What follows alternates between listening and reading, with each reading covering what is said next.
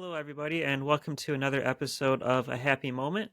My name is Dan. I'm glad to have you with me today. And today I have a very special guest. She is the author of the Tesha series. The fourth and final book, Flights of Treason, is coming out on May 7th, and she is Judith Starkston. Welcome, Judith. Well, thank you very much. I'm glad to be here. And I'm happy to have you with me today. Judith, would you like to start off by telling us a little bit about your background and what got you into writing? I trained originally in my sort of academic persona as a classicist, so I have degrees in Greek and Latin literature and languages and all that. And after a career, I mean, a lot of writers who write fiction say, "Oh, I always wrote," and I didn't. I had a different career, and when I retired early, I was thinking, I always wondered about the Iliad, this one character who's a woman who everybody fights over and she has no voice. And this one little question, I thought, I could only answer this because it's hypothetical. These are all myths. They're all like open to everybody's interpretation. The only way I'd ever find an answer for myself about why she chose to love somebody who had pretty much destroyed her life, as near as I could tell, was by writing. So I ended up writing. And this current series, the Tesha series, that first book was a book set in the Trojan War. And that got me asking, well, who were the Trojans? And the answer that we have for that today is very different than the answer we had even 10 years ago, which is, you'd think, okay, really ancient world, can't be, nothing new there. But there's something new every day about the ancient Near East. And so I discovered this whole empire, the Hittite Empire, that collapsed and literally got buried and dug out in the late 20th century eventually. I mean, there were little bits at the very end of the 19th century, but we did not know who these people were or anything really in detail about them until the late 20th century and really in the last decade. And they had a queen who ruled. She enters the historic stage when she's 15. The last written document, and by written documents, I mean clay tablets written in cuneiform. They are like not the usual written documents that historians work with. And when she's in her late 80s. And it's like, how is this woman who had the unfortunate name of Puduhepa? I renamed her because my fiction is indeed that. It's fantasy. She's a woman who was a priestess who believed in a whole lot of magic, what we call magic. She just thought that was the way the world worked. And so I take her at her word and her culture at their word. And that's the underlying rules for fantasy, for the magic and systems. And it's a really intriguing way of seeing the world. And she is a really intriguing human being and the notion that women leaders are discounted and we sort of ignore them. And we have this idea that in the progress of history, we're making progress, like we're getting better. But in fact, I think it's these cycles. I mean, Victorian women had virtually no rights. They were chattel. And yet this woman in the 12th century BCE, 13th century BCE, so where she's right on the cusp, had control of the largest empire. I mean, the only other empires that rivaled her were Egyptian, which was at that point ruled by Ramses II. So like the Moses story goes with, so that to sort of frame how long ago this woman ruled. So I just was really intrigued with her and this culture. And by that time I had learned how to write, which was, I had always known how to write literary analysis, but writing fiction is a completely different game. And it took me a long time to figure out how to do that well. But so I write in this very obscure little world. I couldn't be more niche.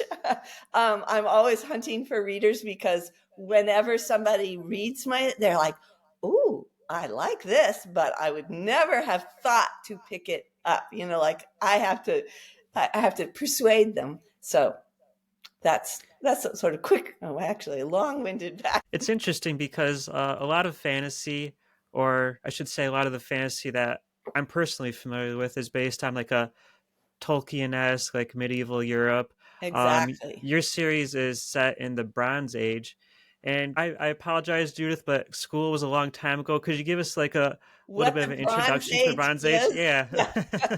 What is the Bronze Age? What does this crazy woman mean? It is, as I say, it's the time period like of Moses and Ramses II, except that this empire that I'm writing about is in Turkey, Syria, Lebanon, down into what's in Israel. So it's this big swath of the Near East. It was a part of these the late Bronze Age, which is when she rules, is a time of huge centralized empires. So that, for example, really basic things like the food supply is collected in big palaces and storerooms and central grain pits and all, because it can be protected within the walls of these fortresses. But that also means that the rulers, they are recording who's bringing what food, and distributing it back out, and the workshops for weaving and all these industries are happening in a very centralized way. So it's it's a very global economy. So these different empires are trading and all. The the capital of the Hittite Empire had running water. It had huge the fortress walls on the outside. If you had four long armed guys standing, stretched out arms, they would not run out of wall from one. That's the thickness of the acres and acres of city that is contained in these walls. And they're these big huge double casement. The stones are these gigantic, um, they call them cyclopean because they're like a cyclops, like like these monstrously huge rocks that are all cut and fit together in this sort of puzzle like way. So it's a very advanced culture. And we know about it because there are these huge libraries of cuneiform tablets that have come out of the ground. The tablets, you'd think clay would survive, right? No matter what. But it doesn't, because they weren't fired. So the only libraries we have are really random ones. So if your city was destroyed by an earthquake that caused a big fire, then your whole city became a kiln. Or similarly, if you were taken in a war and burnt to the ground by your enemies, then your whole city became a kiln. And whatever happened to be in the archives at that moment then gets preserved. And we happen to have the capital's archives, but not very complete ones, because it looks like they knew in advance that they had to get out. And so a lot of the sort of, you know, if you think about, if you're leaving your house in a fire, what do you take? The photos of the kids, the social security numbers, that kind of stuff. That urgent stuff had gotten taken with them, but some of the older, less urgent stuff. So interesting, because we of course care about 10 years before this disaster. So it's interesting what we know and don't know.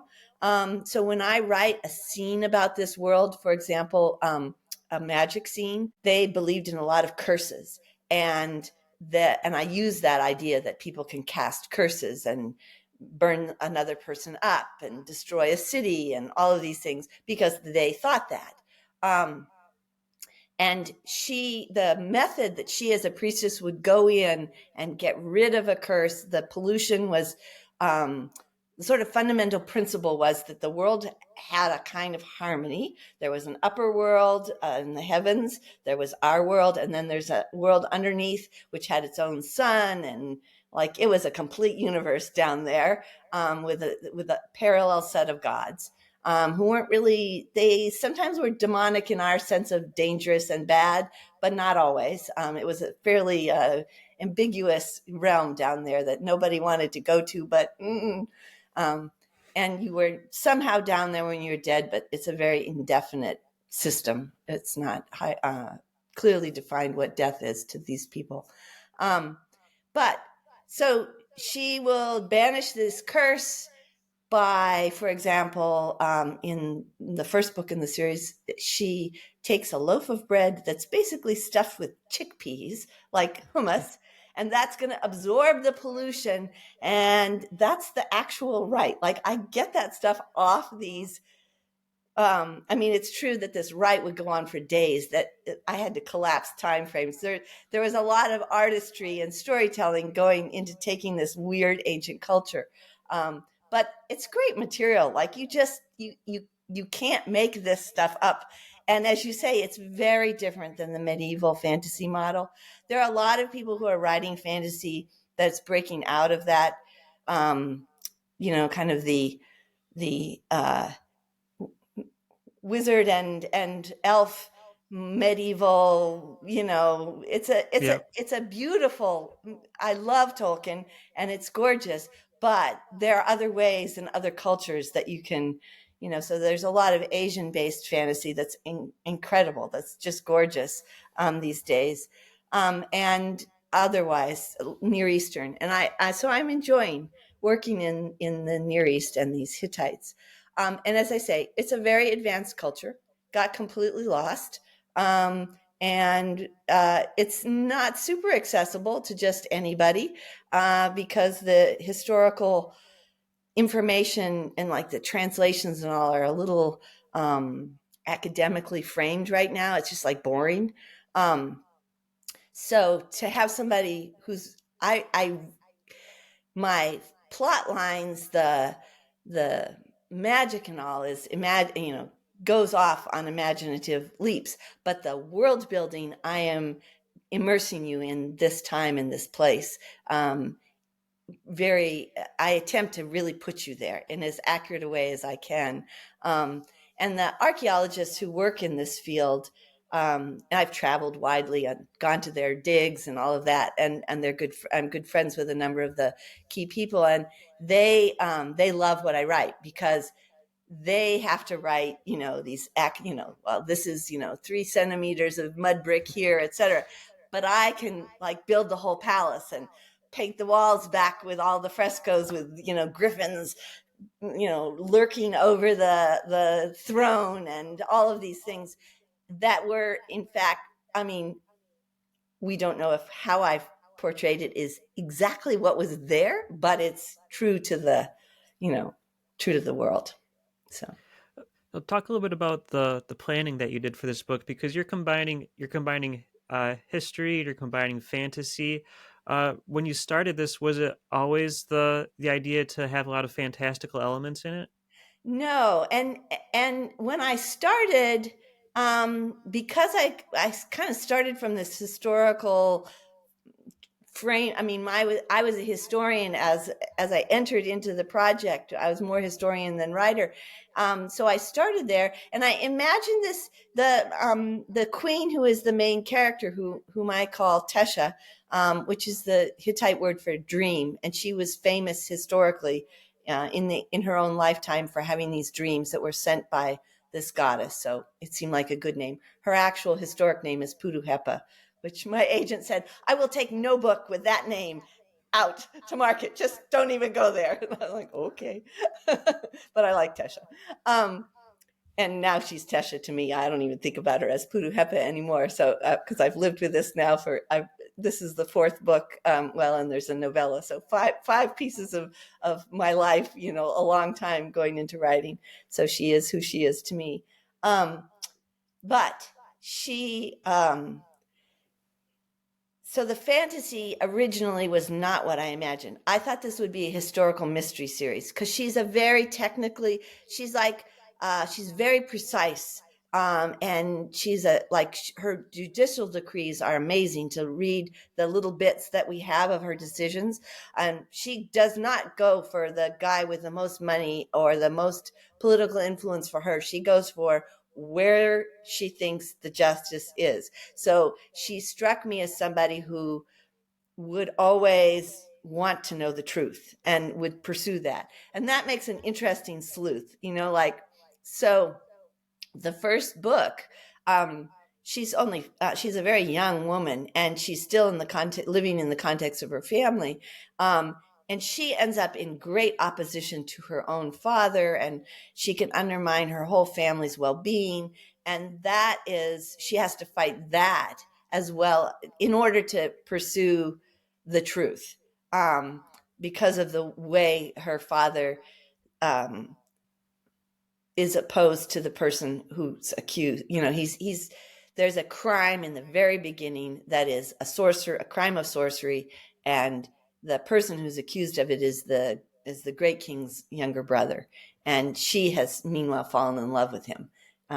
So she is interested in what really happened. She's open originally, but she's a very reluctant hero, because to prove that the person whom she's fallen in love with is in fact not the sorcerer, it will destroy her family. So there's no good way for her, as far as she can tell in the beginning.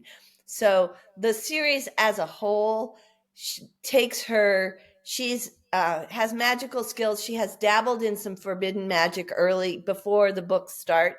So she's already stepped on that road, but she's very reluctant because it puts her in opposition with her goddess, who's her inspiration, puts her in opposition with her family, with the temple where she's grown up as a priestess.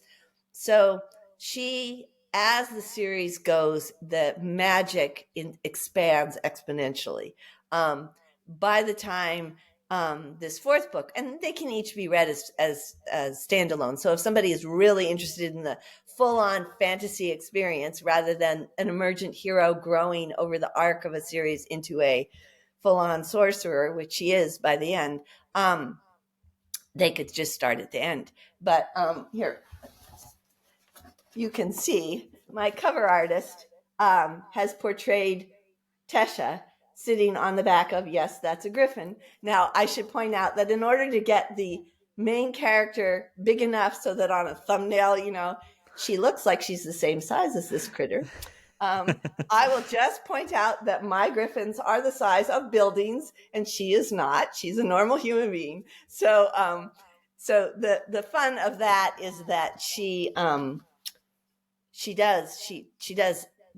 I do bring griffins, who are iconic in all the art of the Hittites. That comes right out of the culture. But were there actually griffins? Did they have a realm?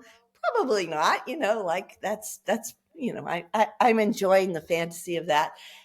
But again, all my archaeologist buddies are like, of course you had to bring, griffins in. That, of course, they're all on board. So I'm like, I'm good with turning this into a full-on fantasy.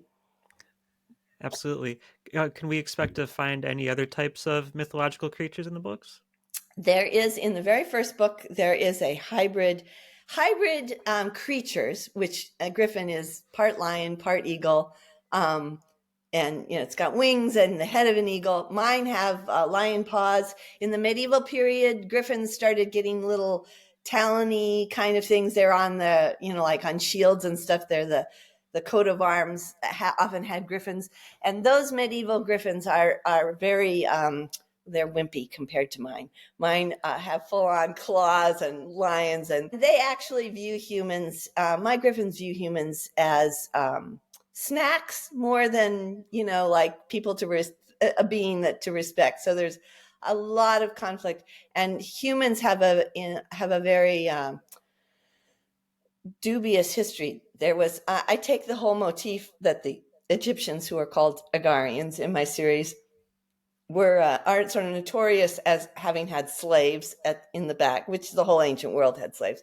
But they, at one point in their prehistory, according to my world building, they had, for a short time, griffins enslaved to them. So the griffins hate humans, with good reason. And so when my characters interact, the griffins need something from one of my characters at a certain point, and that brings these two worlds back together. So yeah, there's a mixture of fantastical things that arise out of this Near Eastern view of hybrid creatures and characters. Um, there is this one little, it's like the sort of pet version of a griffin in the griffin world that has accidentally ended up in the human world as the pet of my two main characters. My Tesha has a sister named Daniti who's blind, who is her best.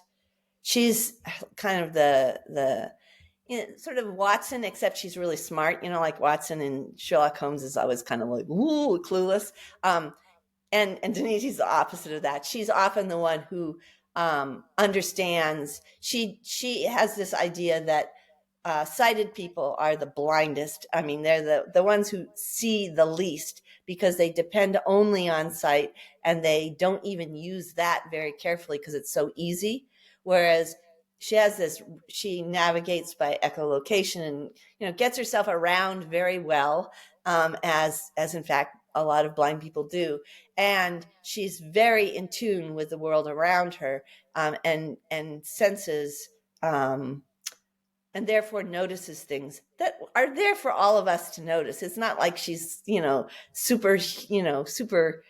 Um, she just pays attention, and Right. she notices that most people do not pay attention. And so she's a really good side sleuth to her sister. And Okay. when they have to solve problems, she's there. Now, as far as the historical accuracy, have you tried to keep it faithful to make it 100% accurate, or have you taken liberties in certain places? There, the world building is as accurate as I can make it. And as I say, the people who really, this is their academic area of expertise, which it was never mine, say yes, that I've done a really good job building the world. So the fact that, for example, this main character priestess can read and write is, in fact, priestesses had those skill sets. People would say, oh, but this is an old ancient world, she couldn't have had any rights. Nope. I know the Hittite laws and the traditions, and we have all kinds of documents signed by these priestesses, so we know, yes, they wrote them. There it is, their name right there at the bottom of it. And we know who they were and where they lived and that kind of stuff. And the overall structure of the series, the whole series arc, where she is at the beginning and where she is at the end, and the key moments are based on the historical events of the years around 1274 to 1270 or so. It's about a 4-year span of time, roughly. Who knows? Times that then are, but anyway, BCE. So we know those basic events and the crime that happens in the beginning of the first book. We have court records about charges of sorcery that were brought against the person that I have them brought against. Where the crime occurred and the details we don't know, so those I've made up. I always, in the author notes of my books, once somebody has read the book, if they want to know what was true and what I had to fill in because they're big gaps, and then what my imagination filled in because I have fun with the fantasy and it's way more fun that way. I own up to all of that in the author's notes so that people who are interested in that question, because it's interesting, like, because some of this just seems so weird. It can't possibly be true. And it's usually that part that's exactly the truth, right? That's the part I really knew best. And the part that you'd think, oh, well, of course, that just must have, I don't know. I just made it up because that's where the gap is. So, when you have clay tablets, you literally have a little bit of text, and then there can be a literal gap, but also it's just like which information has come to us in somewhere and which hasn't is random. That's that's very cool. Now, when you were writing these books, did you ever take any trips to the locations where the setting is? I do. I love to travel. I've been all over Turkey, and uh, and right there on the Syrian border during the Syrian civil war. My We did not realize how close we were getting. The woman that I travel with when I'm there is an archaeologist and art historian. She's great, and she knows all these people. She's like worked on these different digs, and so she'll say, "Oh, what are you working on now?" Like on the second trip when I was going to, and I would say, and I'd say, "We don't know where that is, do we?" She's like, "Oh no, they've we do now, because this is um archaeology. There's more archaeology going on in Turkey right now than probably anywhere else in the world. It's just like a huge number of sites, because there's this huge empire that has only fairly recently been excavated, and we often can guess. So, like the town where the first book in the series, Priestess of Ashana, opens, that city, we don't know for absolute certain where it happened, but there is now an archaeological site which we really think it's got a lot of the qualities. We knew that there were 7 springs around the walled city on the outside of the city. You can go and find those 7 springs, and just a lot of geography matches up. So yes, I spent a whole day at that site, and then more days all in the countryside around it, and the museums in Turkey, in Ankara. There's a wonderful ancient civilizations museum, and in Istanbul there's a huge archaeological museum. So it's a lot of fun to travel through there. I usually it ends me up where no one usually goes. Like most tourists go to Istanbul and Ephesus, and they look at the Roman ruins, which are really impressive, but they're Roman. They're like positively modern compared to, I mean, people who write about Romans. I taught Latin for years. I know the Romans very well, but that's, to me, that's like the modern world. Like, excuse me, but I'm like, oh, millennia backwards from there. But you go much further east in Turkey, into towns. I have to say, most of Turkey, when you get to the end of the day and you have your kebabs and all of that sort of stuff, and you really would love a beer, you cannot have that. So you're in a tourist region when there is not a single beer to be had anywhere, in any restaurant that you find, market, anywhere. That's when you're off the beaten track. So in that region of the world, when you go to like museums and stuff, is it easy to find information about Tesha? Is she She pretty is big over now, there? Turkey is very interested in drawing tourists, for obvious reasons. It's a good money source. Um, Sometimes that works out really well for archaeologists, and sometimes that doesn't. Tourists are not always a great thing to have in hordes on your archaeological site. Um, and But they are very interested and she's clearly, once you start learning about her, she's really interesting. And so she is a marquee character for them now. But Which is, sorry, you're still niche. I can tell you, as a person trying to market um, Hittite fantasy, it's not the thing everybody, it's not like everyone goes, "Oh yeah, that's what I want." Um, so they're still struggling, but yes, they would love. And she is frequently. We have, for example, we have her seals, well, a couple of them, but one in particular that is her personal seal, separate from her husband's. Um, and there's a wonderful museum in the city of Chorum, which is not where most people go, that's got a really good collection. And her seal, and I don't, she would have had like a gold ring or something she wore around her neck, that she would press into clay. When I say we have her seal, what we have is it's pressed into the clay, and we have the clay seal got fired enough to survive, and we have that. And the archaeologists who dug that up, that actual piece of clay, said, "Oh, I have the digital drawings based on this.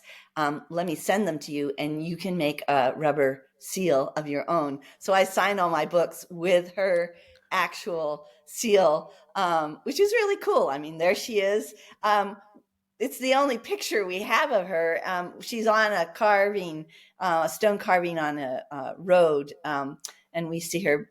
They wore these funny pointed hats that look like, sort of the medieval princess look, with the pointed hat and the little thing coming out of it. They thought that was a sign of holiness, pointed hats, not dunces. Isn't that interesting how the whole pointed hat thing has a real history in human imagination. And they showed their gods with pointed hats and horns coming out. That was a sign you were a god. Pointed hat without horns, not a god, but royal. That's very cool, though. Yeah. Did you have a lot of difficulty marketing the book? I mean, just because of the time period it's based off of? Yeah, I would love to be discovered by somebody, because I think, as I say, when people actually read, hardcore fantasy readers read it and they're like, "Oh, really fun!" Like, a reluctant hero, emergent magic. So in the beginning, the magic comes out slowly, slowly, slowly, and then expands over the course of the series, which is, a pretty standard fantasy, pattern to do. And so it's fun for people, but it's a whole new context, the world building, which is fun. Like, why wouldn't you want to step into a new world? And the fact that this is actually a human, a place that you can go in human history that you've never been before, and nobody else is going to take you there. I mean, there are a couple people writing historical fiction set in this world, that is, that they do the world building also. They have a very different style and feel. They're good writers. But if you want to go and enjoy it in fantasy mode, I'm the only one that I know of. And I apologize if there's somebody out there that I haven't found yet. So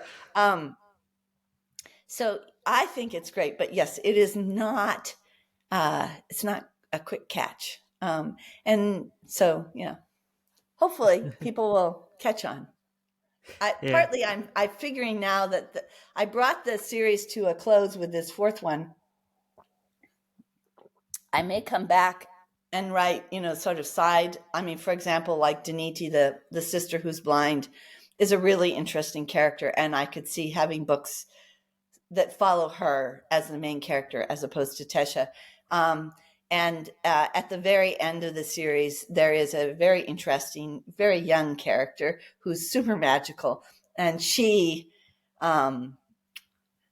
could be really fun to follow. And if I wanted to go way more magical, that would be one route. So I may come back to this world, but for now, because the historical event that concludes this one is huge and it's very satisfying ending, I figured 4 is a good number. A complete series. People like to start knowing there's an end. I mean, there are definitely those super long series that we all love. Brandon Sanderson. We'll all read all 16 or however many there are. But it's also fun to be able to start and know I'm going to have a good long read, but it's not too long, and I get to find out where it ends and how it comes out. And so I very consciously did that with this fourth book, that people will have that feeling. And if they want more Griffins, they can sign up for my newsletter and they'll get a whole novel that's got no humans in it at all. My Griffins communicate telepathically, so they're fully. We get the full emotional experience, and they speak together. Like there's dialogue.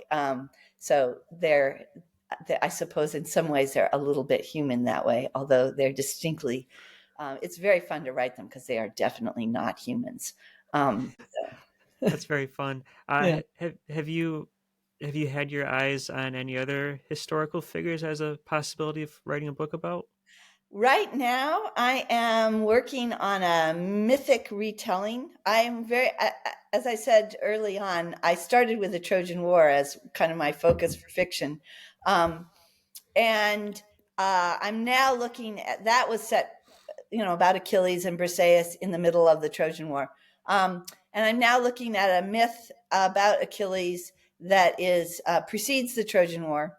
it's not actually, he's a side character in some ways. I mean, he's a trigger character. He causes things. I'm interested in the dynamics of women who are who learn to navigate a patriarchal world and exercise power within that structure.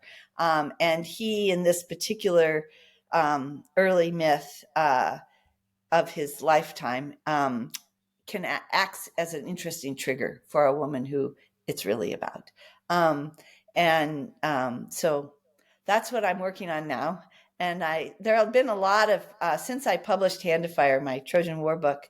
There have been a lot of really good Trojan books, which are fun. You know, it's like the same. My understanding of Briseis is different than all these other ones, and they're all really interesting. I mean, I enjoy those different views. I don't, you know, it's not like, oh, this is my Briseis. You know, she can be a lot of different ways, and that's the it's a copious world for mythology. There's like plenty of space for everybody to imagine and play with it. So I'm having fun. I use as my world building for this new novel kind of archaic Greece. It's a little more Greek than Hittite, but it's still from that Bronze Age period of time. But more, a little, because it's Greek mythology, I've flavored it more that way. But it also gets to float because it's myth. It's not in any time. It floats more in a slightly looser. I'm not as bound historically to a particular place and time. I mean, like, for example, at the end of Flights of Treason, this fourth book that's just coming out on May 7th, there's a big battle at the end.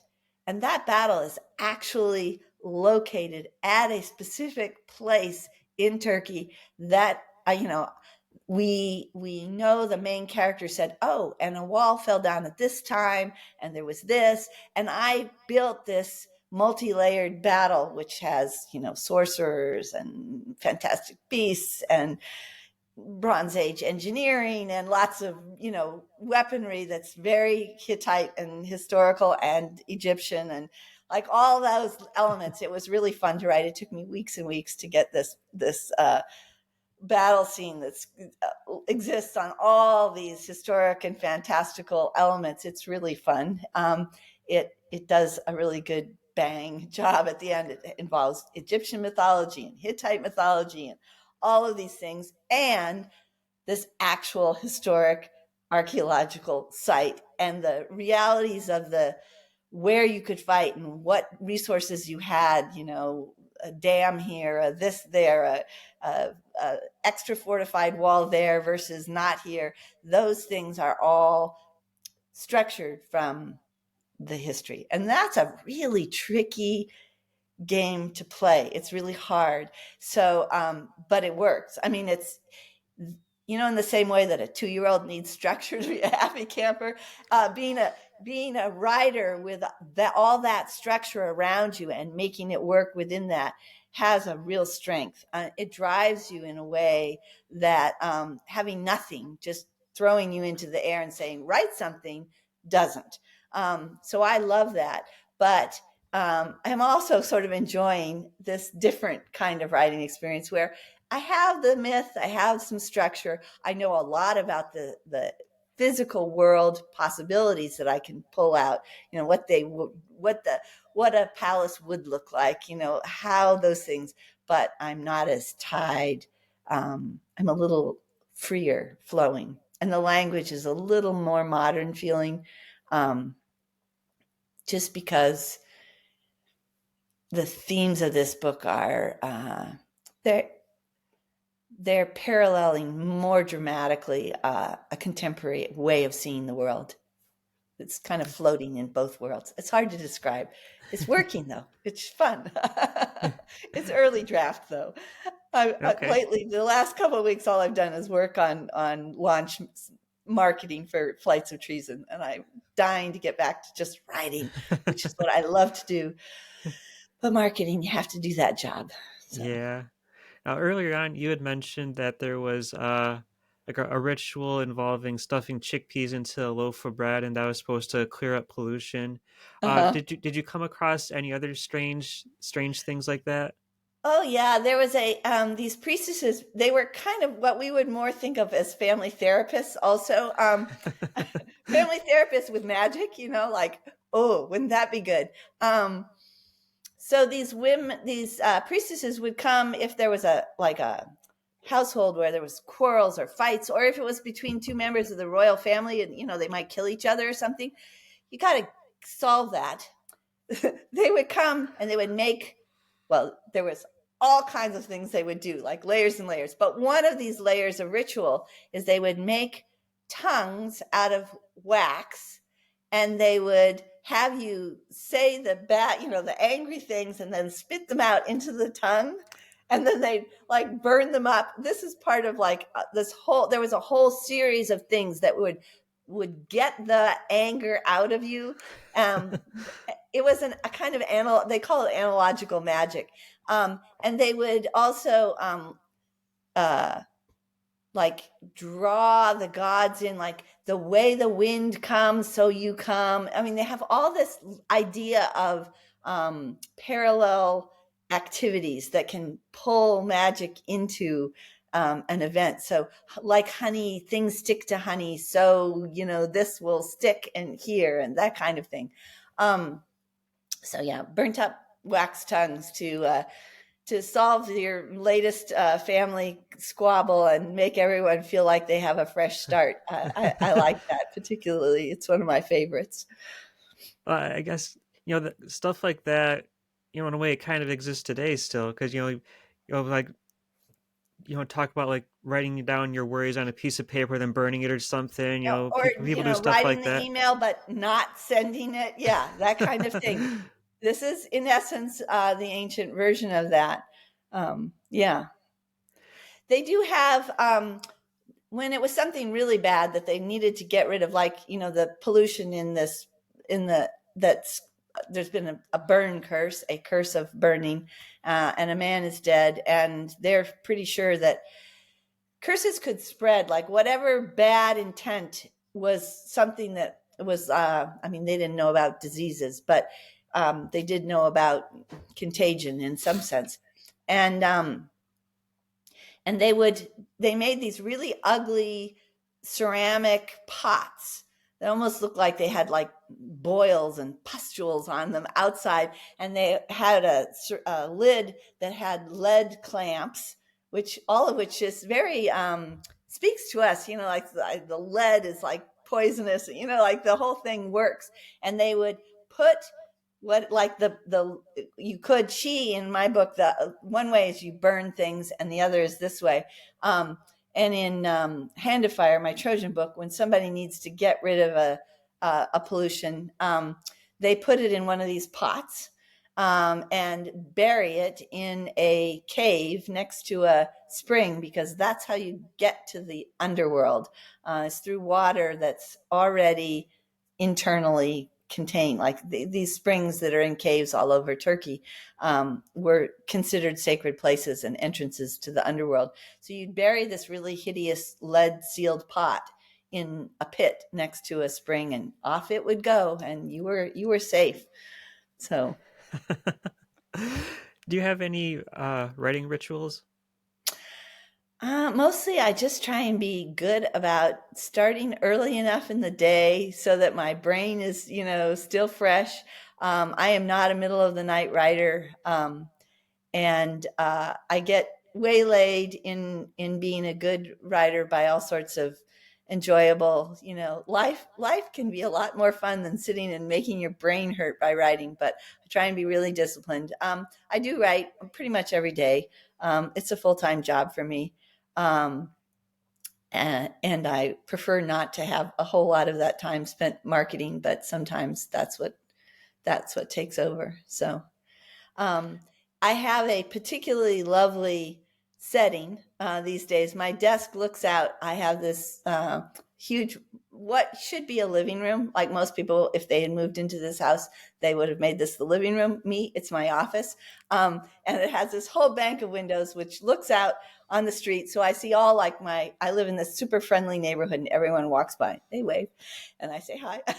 and, but I have a garden full of flowers out my windows. So I enjoy that. Gives me a sense of space so I don't like get cabin fever writing, so I can write for a lot of hours looking out at whatever's blooming in any given season of the year. I live in California, so that's pretty much all the time.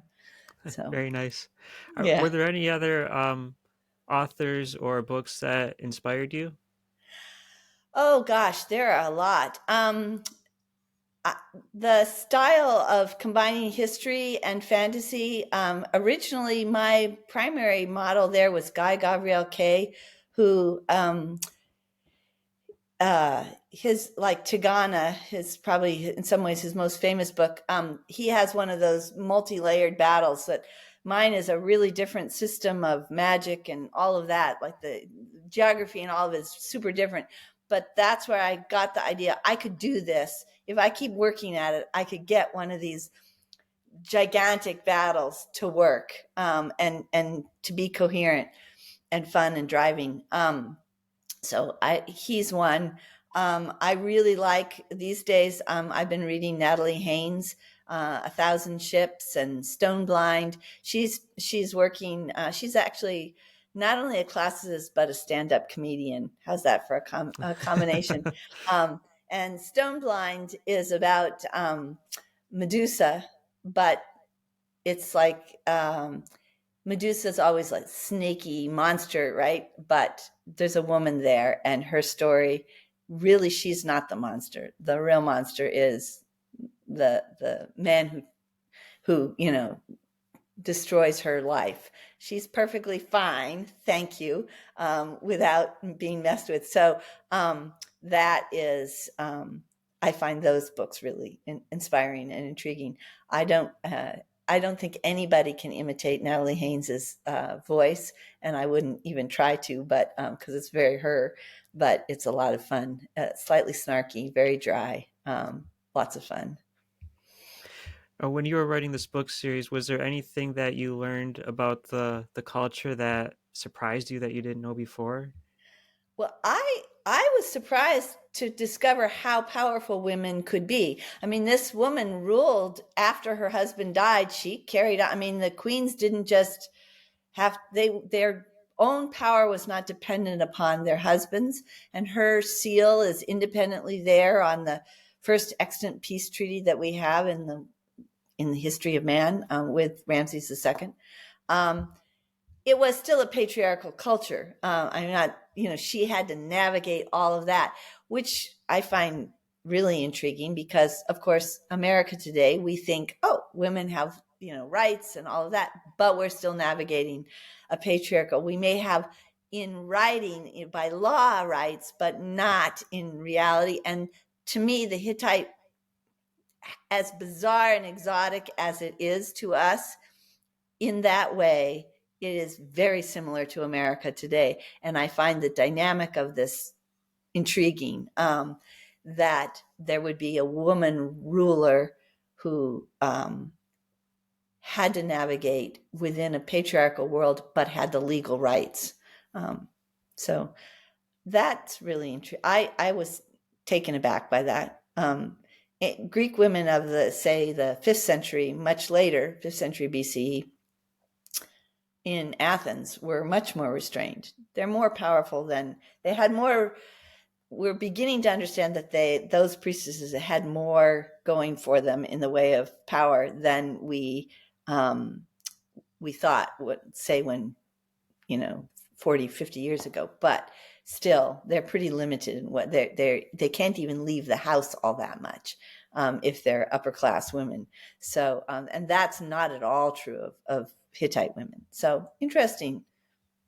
Yeah. Well, Judith, this sounds like a fascinating series you have here.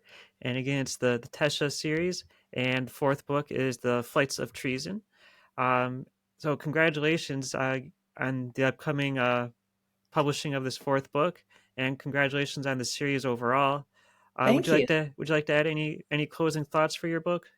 Well, I would invite anyone who's interested to come to my website, which is just my name, judithstarkston.com. And as I say, my newsletter, you get a free novel. You actually get a cookbook too, because I'm Oh, really insistent about Bronze Age foods being accurate. So I mess around and cook and make them. And so for fun, I made a small cookbook with a friend of mine who's an expert in ancient Near Eastern foods.